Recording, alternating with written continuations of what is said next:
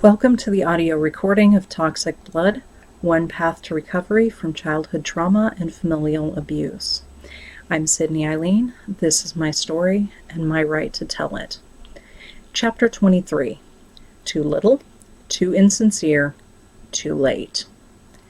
Since Mother was the only reason I had resumed contact with older brother, immediately after reading his first emotionally honest reply, I sent her and Father a private message to let them know what had happened and that he and I were never going to talk again.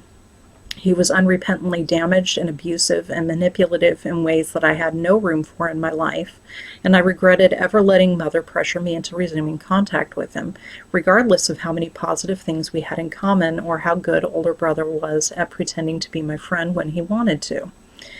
Some of the deflections he mentioned were concerning, so I also informed my parents about those details. I asked them if they were aware of those problems and let them know that if they cared, they might want to help him if it was even possible. My parents read my message immediately.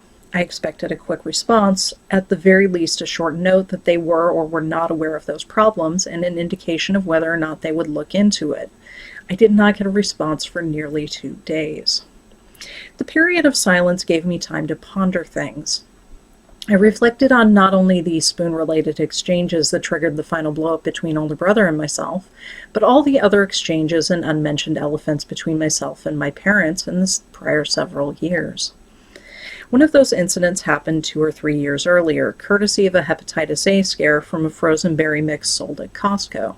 Diana and I had bought this berry mix several times, so when the recall and free Hepatitis A inoculation notice came, I wrote what I felt was an amusing Facebook post about the dangers of foodborne illness and my history with such illnesses.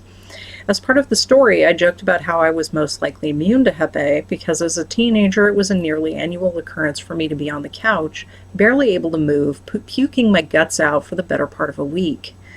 Mother and Father always wrote it off as a stomach flu, but my nearly annual encounters with such illnesses were much more likely a result of food poisoning from my parents' less than sanitary house and glaring lack of food safety. The symptoms I experienced as a teen also perfectly matched the symptoms of Hep A.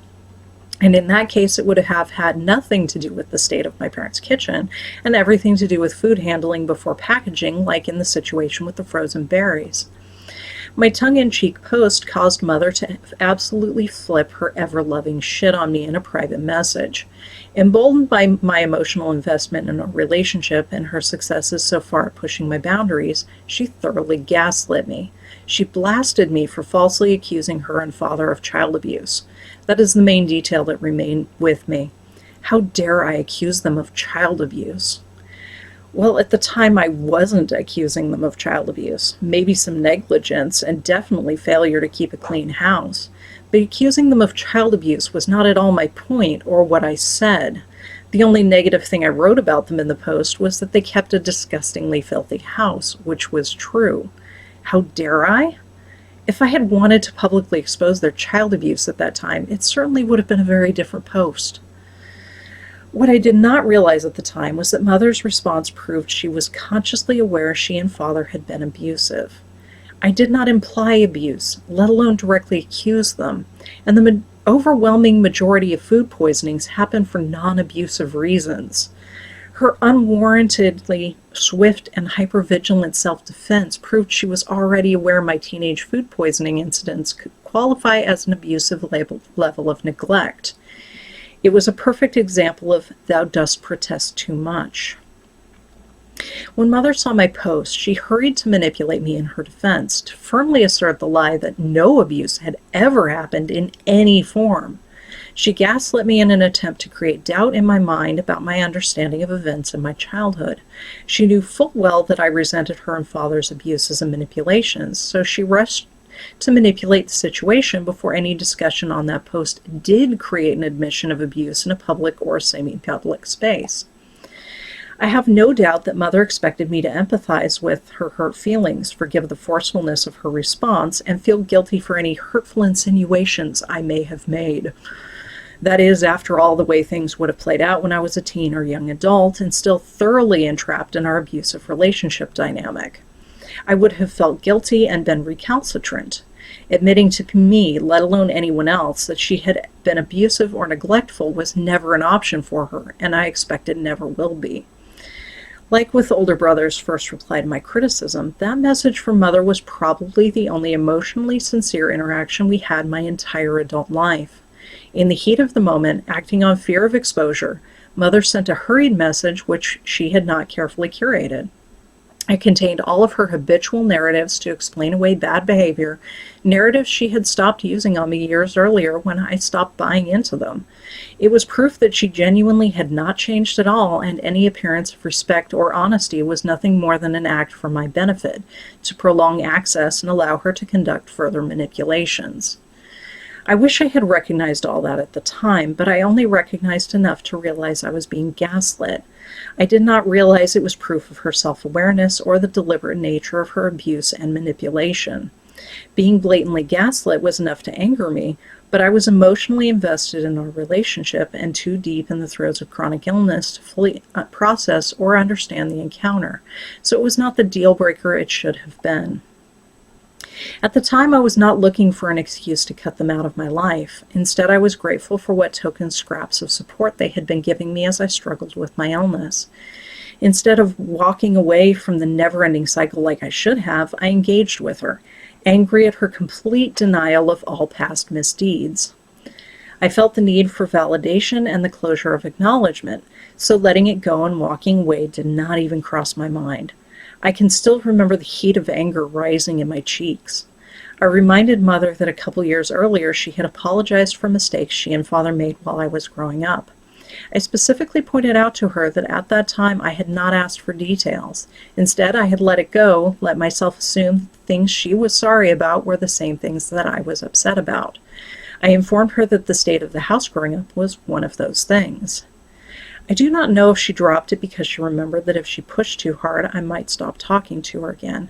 I do not know if she dropped it because the best chance of her manipulation succeeding was if she seemed recalcitrant. I do not know if she dropped it because she realized she made a mistake when she failed to carefully compose her manipulation. I do not know if she dropped it because Father coached her to do so.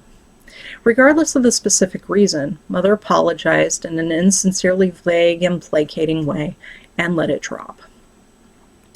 Even though it pained me, Mother's manipulation succeeded. I was invested in the relationship and too tired and sick to comprehend the full ramifications of the exchange. I was angry about her blasting me, but I was still allowing her to manipulate me. I allowed yet another boundary to be crossed, because if I was in contact with her, it was inevitable, and I did not have the energy to fight it. I let her take more control of the terms of our relationship. I altered my behavior because of Mother's emotional manipulation. I could not handle the stress of another similar incident on top of all the chronic symptoms I had to deal with every day. I started censoring what I wrote online to avoid a repeat of her explosion. My experiences with my family have a fundamental impact on the way I approach life, many of my philosophies, and my generally low tolerance for liars, abusers, and manipulators. There are times when, in chatting with people online or posting about things in my life, it makes sense for me to mention some of the family drama that influences my viewpoints, but I can no longer mention even slightly unflattering anecdotes without risking another incident. Mother wanted to be seen as a shining example of a good mother, and I knew that anything that even slightly scratched that image was going to be unacceptable to her. One of the values I have is that I do not keep secrets. Secrets too easily become lies, because not everyone is willing to accept a declaration of none of your business, and it can become necessary to lie in order to protect secrets. The last thing I want in my life is lies, because it brings up an entire life of being lied to and deceived by my family. I never want to do that to anyone else. As far as I am concerned, if it is worth me saying or doing, it is worth me saying or doing publicly. I do not keep lists on my social media of what is allowed to be seen by who. If I post it, I usually post it publicly. I did not realize it at the time, but because of Mother's outburst, I began self-censoring what I posted and what I wrote. If it might maybe be perceived even slightly negatively by my family, I left that out. I could not deal with the stress of another outburst and the emotional manipulation that would come with it, and I was no longer emotionally prepared to cut off my parents. Instead, I was engaging in old coping mechanisms, making excuses for them, and praising them for actions that were less than the bare minimum, in the hopes that if I set the bar low enough, they might rise to meet it. Of course, they never did. A low bar simply meant they could do even less work. Years had passed, and there had been enough pleasantness in the interim that I desperately wanted to retain that familial connection with them. I still did not fully recognize the ongoing manipulation or the causes, so I allowed myself to be gaslit into believing that there might be some validity to what mother and father said. Maybe I was imagining more abuse than had actually happened. Maybe more of it was misunderstandings and mistakes than I was thinking. If they were as abusive as I remembered, why would I still care about them and want to have them in my life? But I was not happy about censoring myself, and I slowly distanced myself from mother and father without realizing that was what I was doing. Mother's blatant explosion and violation of my boundaries rolled back the clock on my tolerance levels with my parents. I was still ignoring and excusing a great many things, but I knew mother had crossed a very important boundary. My allowance of that ate at me. I had thought I was beyond letting them manipulate me. After the blow-up, I consciously understood I had been allowing manipulation to happen, but I no longer knew what to do about it. If mother would still do that after everything that had happened between us over the years, I could see no new way to explain things and have her change or understand her behavior. I could see no way because, in truth, there was no way. She needed to want to understand and change for anything I said or did to help, but she did not want that, no matter what platitudes she said aloud. Instead of ignoring the elephant, I started staring at it again, daring it to blink, begging it to tell me what to do to make things right. Mother's righteously indignant message had been too obvious and had damaged the false trust my parents had so carefully cultivated. I think mother and father realized that because afterwards, mother stopped pushing boundaries. Instead, she just called once a month or so to reaffirm the relationship and ensure I was still receptive. Abusers are patient and calculating that way, and they are very capable of noticing when they need to adjust their behaviors to avoid being kicked to the curb.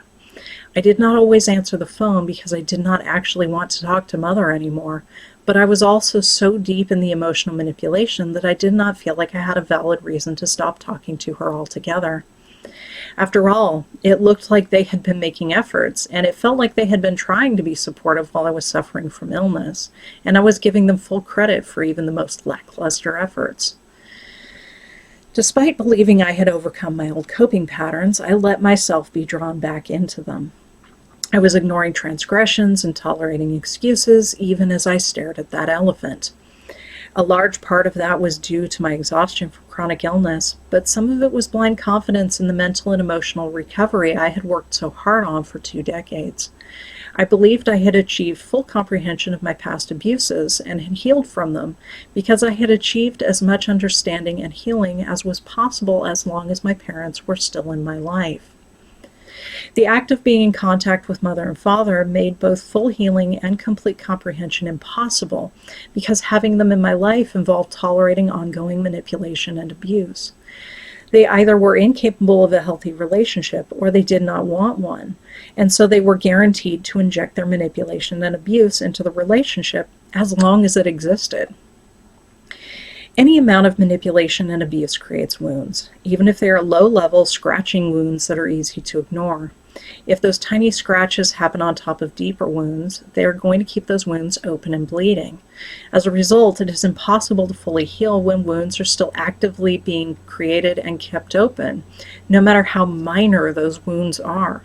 A great deal of healing is usually possible, which is what I did, but at the time I did not comprehend the fact that the presence of my parents in my life made further healing impossible. The ongoing pain and trauma they inflicted was so minor compared to what had come before that it was easy to ignore and excuse. Yet it was still harm, and the act of excusing and ignoring it fed into unhealthy coping mechanisms, so I could not heal. That one outburst denying any and all abuse was the only wound post-reconciliation that cut so deep it could not be ignored or dismissed or excused. It was like mother had found the exact location of an old stab wound, reinserted a knife, and then insisted neither the wound nor the knife existed while I bled in front of her. Her grudging apology was like putting a Band-Aid over the stab wound while still denying she had anything to do with why I was bleeding, and she acted heartbroken that I would blame her while she held the knife dripping with blood. Skilled abusers are always patient. Part of what makes them effective is that they never start with full-blown abuses. They start completely reasonable and give all appearance of caring. That was the playbook boyfriend number 2 used. That was the case when older brother admitted to some problems and agreed to conditions for seeking reconciliation, and when mother cried about how much it hurt her that her children did not talk. Both mother and older brother offered dialogues which they correctly thought I would be receptive to, and thus I allowed myself to be pulled back into toxic and abusive relationships. They each took care to first establish trust and a strong connection, which could later be exploited. In older brother's case, the relationship broke down, not because of arguing over spoons, but because his past acts were so egregious that he could not push past the boundaries Diana and I had set in place.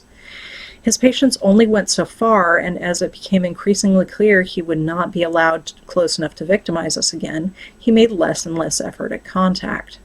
Contact required to keep him up the pretenses and appearances of being reasonable, and he was unable to move on to the emotional manipulation and abuse he genuinely desired. Abusers hate to be told no. They're even less inclined to take no if there was no possibility of later turning it to their advantage by playing along. If it had not been spoons that created the breaking point, it would have eventually been something else.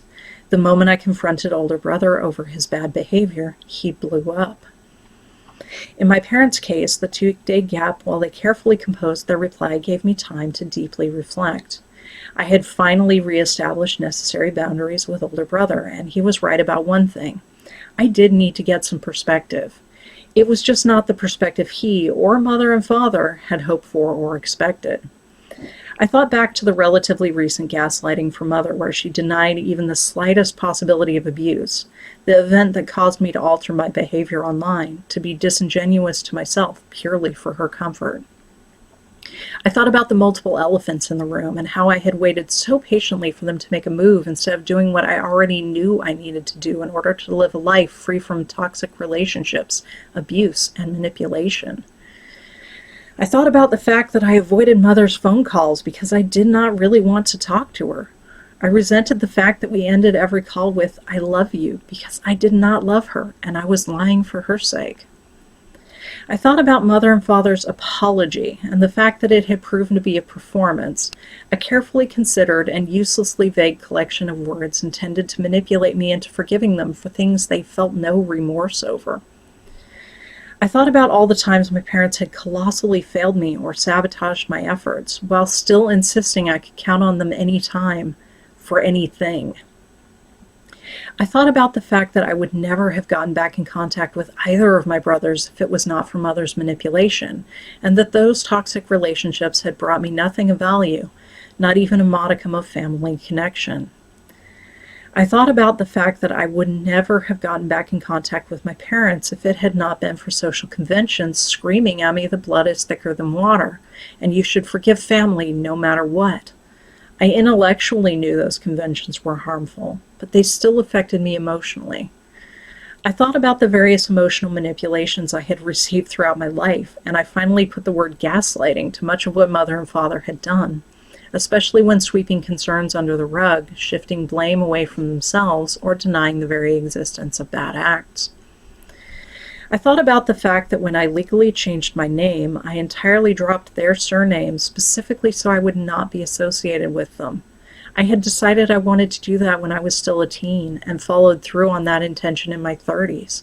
I never once regretted the decision. I thought about all of that and so much more. There was little anger in my contemplations. Instead, I found clarity and calmness through understanding some of the specifics of what my parents had done and how they had done it. I reaffirmed with myself what I did and did not find acceptable in my relationships, especially with family. I reaffirmed my boundaries and determined what needed to be done in order to make them as stable and solid as possible. I could feel the firm foundations I lacked before, as mostly dismantled remnants of old and damaging coping mechanisms melted away to dust. I knew the delay in my parents' reply was not for my benefit. The delay was for their benefit, to give them time to compose the reply they believed I wanted to receive.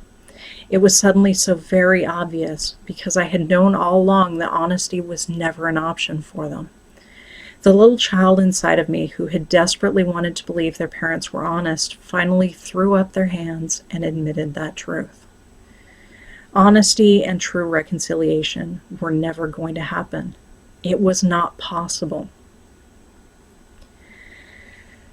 When they finally replied, Mother and Father proved beyond any shadow of a doubt that continued discourse was just an avenue for further abuse and manipulation. There was absolutely nothing of value for me to find in that relationship, regardless of any hopes I had or how many chances I gave them. They had made their decision long ago, and they had repeatedly refused to change in any meaningful way. Reasonable discourse is impossible when you are dealing with people who are invested in manipulating and abusing you. No matter what you say, no matter what you do, they will have a counterpoint, a denial, an excuse, some form of gaslighting to turn it around and make it someone else's fault, probably yours. Somehow, they will probably also end up the victim in their twisted narrative of events they orchestrated. My parents very carefully composed a formal letter response that they felt would include all the details I wanted to hear, phrased in a very diplomatic way. It read like a response one might send to a cold contact over a potential business dealing who was interesting enough to not dismiss out of hand, but also a complete stranger likely to disappear and never write back. Glaringly, their reply did not address my questions about older brother at all. There was no indication if they were aware of any problems he was having or if they intended to make any efforts to help him. Mother and Father were very specific about stating how much they understood where I was coming from on the spoon issue, proving how much less skilled they are at social manipulation compared to older brother. They included enough details to be blatantly wrong on every single point. They did not understand my perspective at all, even though I am extremely public and have usually been very open with them about my feelings and perspectives. In fact, following the exchange with older brother, I posted publicly on social media explaining my perspective on the overuse of the spoon theory, which included some in-depth discussion with friends. Considering that Mother monitored everything I posted, I am certain it would not have been hard for them to review that thread and regurgitate it back at me had they bothered. Either Mother and Father only pretended to listen, or they are absolutely incapable of stepping outside of their own perspectives long enough to attempt to see things from another person's point of view. Instead of addressing my concerns, their reply read like what they would be upset about if they were to be upset about it. It had no relation whatsoever to why I was upset. As far as I am concerned, Mother and Father did not have to agree with my point of view about the spoon theory. I am passionate about my perspective, but I also recognize that there are other valid perspectives on the subject. However, Mother and Father were so befuddled by my viewpoint and so terrified of visibly disagreeing with me in any way that they concocted understanding that only proved how much they did not actually understand. It only showed how desperate they were to craft an answer which would smooth over and sweep away the entire conflict, no matter how inauthentic they were in doing so. It proved how much they would rather lie and manipulate than be honest and straightforward for 2 sentences. It demonstrated that they interpreted the presence of my boundaries as me needing to be right and always pandered to, like I was some sort of narcissist. It showed that they believed it was the spoon theory disagreement which caused me to cease contact with older brother, rather than his abusive reply or habitually manipulative behavior combined with his past bad acts and betrayals. If Mother and Father could not comprehend my point of view enough to discuss in an honest way something as simple as the spoon theory, something they had no personal investment in, then discourse on any issues they did have a stake in was beyond impossible. It would have been a protracted exercise in futility, stress, frustration, and manipulation. Even if I was not ill, I would not have cared to waste my time in that way. I would not do it with a former friend. I resolved to no longer do it with my family. There is a very strong social convention that says you must forgive family, no matter what they do. It is a never-ending trope in movies and television that people will be cruel, selfish, worthless, toxic, and generally terrible, but by the end all is forgiven with a laugh track, because family. This kind of compulsory forgiveness is toxic, and in real life it never leads anywhere good. There are many different ways to define forgiveness. The field of psychology has one definition, which is based in letting go of anger and resentment so that an individual can find closure and no longer be constantly tormented by past traumas and bad deeds. This is the kind of forgiveness I have been working towards because my family will never be willing to take the steps necessary for two-party forms of forgiveness. The most common practical forms of forgiveness require the participation of both the person who was wronged and the person who did wrong. They are based in sincere apology and making amends, often with the goal of reconciliation. This kind of forgiveness makes reconciliation possible when the person who did the bad deeds owns up to what happened and does whatever they can to make amends for it, while also resolving to never repeat those past bad deeds. If the person who was wronged accepts the apology and efforts at reconciliation, the relationship can continue, and in some cases may even be stronger for it. In toxic forgiveness, the apology and amends stages are completely skipped or are woefully insincere, and yet there remains the expectation of forgiveness and reconciliation. This is a very powerful tool for abusers and toxic people because it provides them with free passes to continue committing bad deeds. They apologize, the victim is expected to instantly forgive, and nothing changes. This is exactly what my parents did when they offered their uselessly vague apology for the mistakes they made when I was a child. They offered the appearance of remorse. I accepted it, believing it was sincere, and forgave them even though they had not earned forgiveness. My forgiveness strengthened our reconciliation, and in doing so, strengthened a toxic and abusive relationship they could exploit. Toxic forgiveness is when someone insists that they apologized, so that should make everything better with no further efforts to make amends or change any behaviors. Toxic forgiveness is when someone says that you should always forgive family no matter what they have done or continue to do, because that is just the way they are. Toxic forgiveness is forgiveness that is compulsory and expected, regardless of the feelings of the person who was wronged or the harm that was done. Toxic forgiveness is the insistence that someone should forgive and forget, which eliminates the ability of a victim to place boundaries or insist upon changes to prevent further bad deeds and traumas. After all, you cannot insist on changes to behaviors you are expected to forget ever happened at all. Being a relative should not give someone a free pass to behave badly. If anything, it should be a reason to behave better than they would with other people. Family are the people who usually are an integral part of your life, your formative experiences, and your legacy. They should be the ones you can count on to help you through the bad times and celebrate with you in the good times, without reservation or a hidden agenda. Real family are the people who you love without reservation and who you love in return, regardless of any genetic or legal component. I do not love my blood family. As long as I respect myself, I cannot love them. One-sided love is a love that brings only heartache. My heart still aches, so I must have loved them at some point, but that time lays in my youth when I did not know myself and was blind to the dynamics of our relationships. As my awareness of their deceit and manipulation grew, so too did feelings of betrayal. If they were ever even the tiniest bit like who and what they claimed to be, it is so mired in their lies and performances that I have no way of discerning it. I do not believe they ever genuinely loved me, no matter how many times they said it, because their actions consistently proved otherwise. I honestly wonder if they are capable of loving me, or anyone else, even themselves.